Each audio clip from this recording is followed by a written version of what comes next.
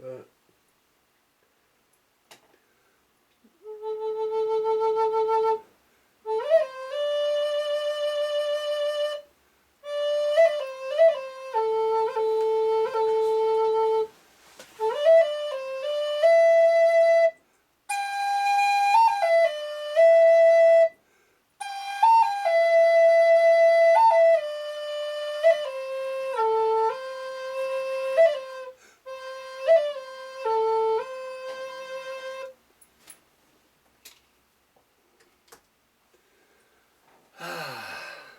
Welcome to Cloud Dancer Speaks.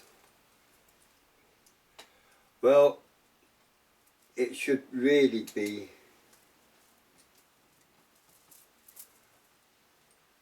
the voice of Dark Raven One.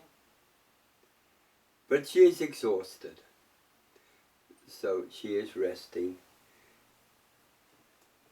I mean, she had a hard day of it yesterday. Out in the asshole of nowhere. But she took some good photographs, they both did. Well, I want you to think for a minute.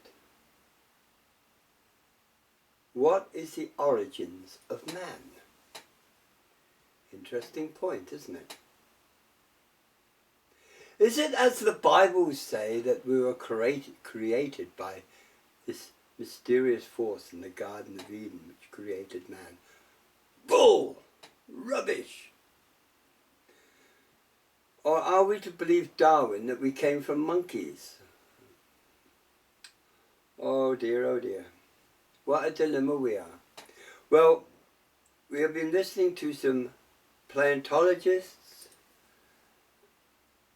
and top scientists, renowned scientists, not backstreet scientists. And they said man, by the way he grows, the way he is, could not possibly have started on this planet. It is impossible. It's genetically incorrect. It's wrong. So the big question came up. How did man evolve on this planet?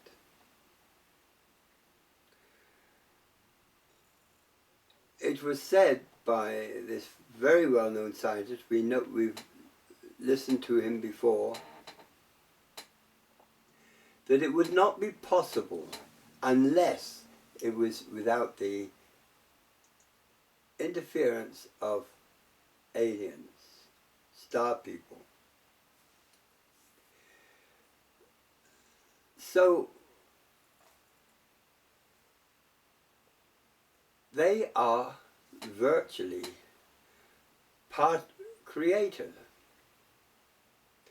They transfer one set of DNA into an animal to mature. Now this isn't so far-fetched as what you think.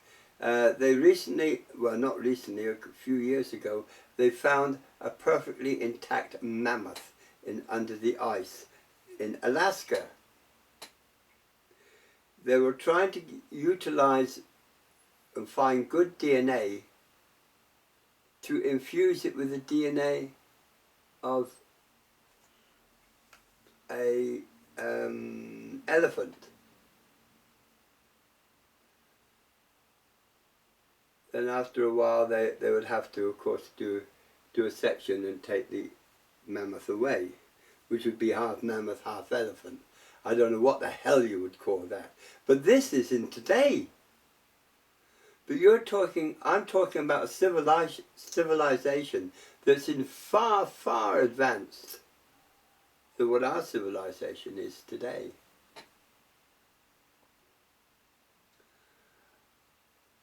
And this really amazed me,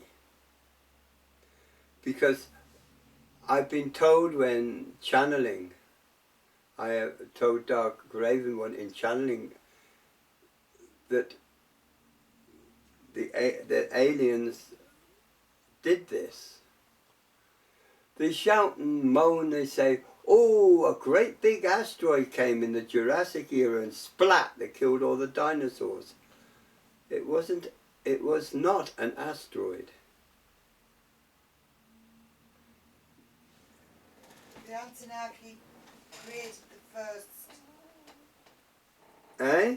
The Anunnaki created the first. Oh, the Anunnaki created the first man. Slaves on this planet. The troglodyte.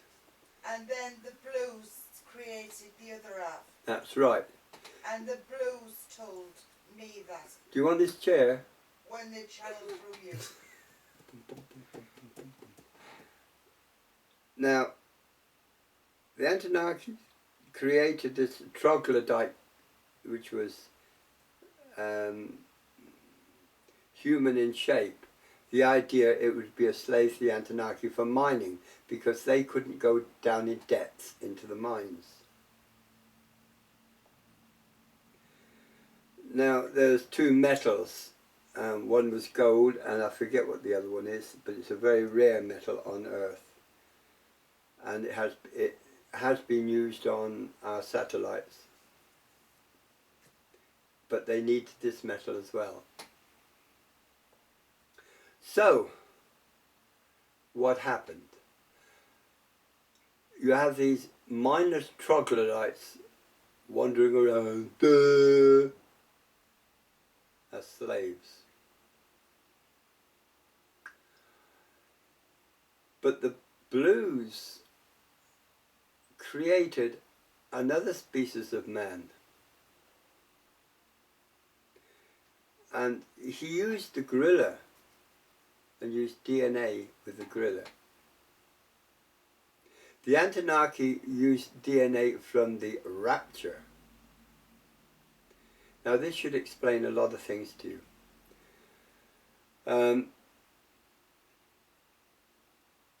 The Blues creation developed into a very advanced humanoid who had reasoning powers, who had ability. Whereas the troglodytes were created from the rapture, and all they want to do is kill, maim and destroy. This is, oh my God, it's at her again. This is the two species of humans that we have on this earth. This all tied in perfect with this idea that these scientists came up with. We were already told about this months and months and months ago, but it kind of reinforces what we were saying.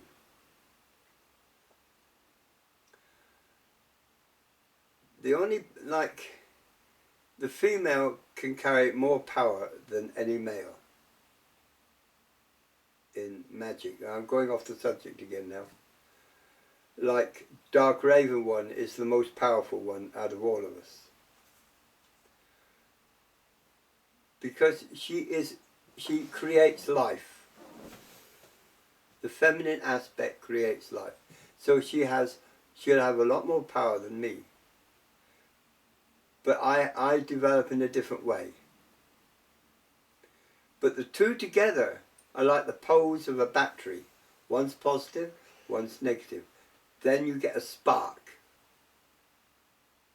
You have to have these two poles to create what we call magic. I hate the word because magic really is a form of science. I already explained this when I explained how Reiki worked.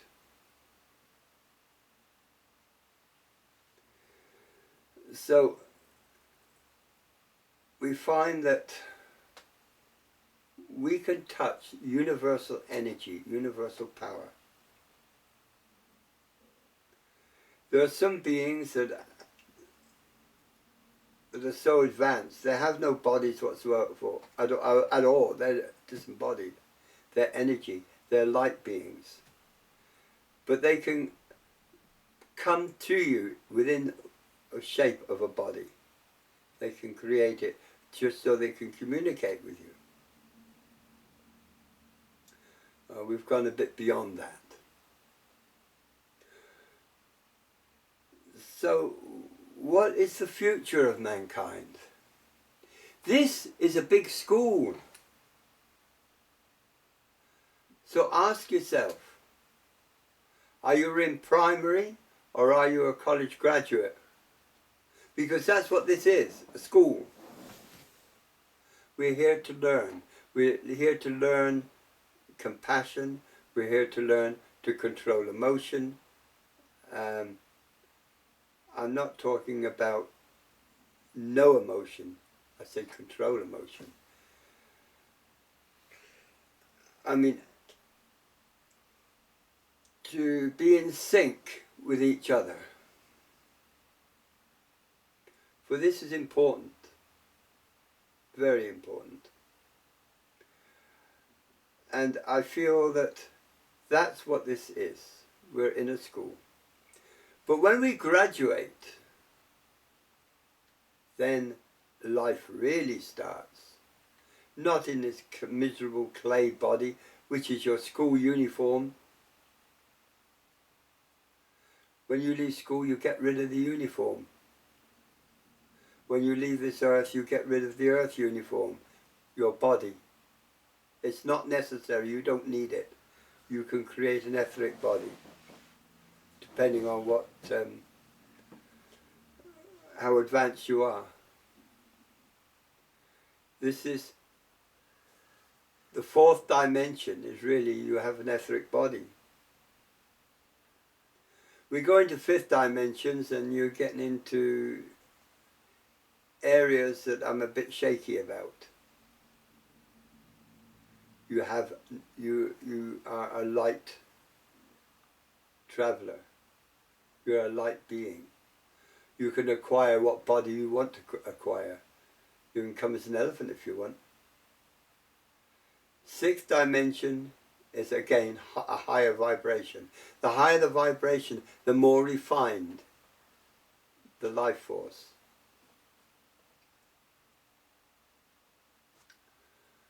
So can we say, is there a God? Not in the aspects you're thinking of. There is a source. And that source is highly intelligent. Does it communicate with man? Of course not. Does it communicate with any planetary being? They're too low. It communicates with a lot higher forces. It deals with a lot higher things. Beyond our imagination, we can't even think that far. So there is a source. There is what you might call a supreme being. But is it a being? It's an energy. It can communicate. Does not communicate with man, however.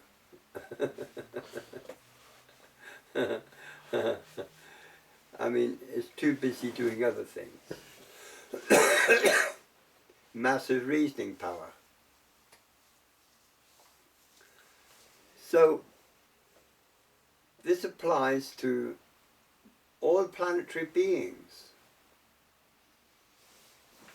including the rock slugs.